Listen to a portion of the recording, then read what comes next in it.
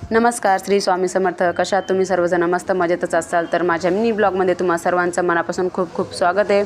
तर आम्ही गेलो होतो परवाच्या दिवशी स्वामी समर्थाच्या केंद्रामध्ये दर्शनासाठी किंवा सेवेसाठी दोन्ही पण. तर आम्ही रात्रभर सेवा वगैरे केली आणि दुसऱ्या दिवशी सकाळी 4 वाजता आम्ही कमी जास्त 150 लेडीज होत्या.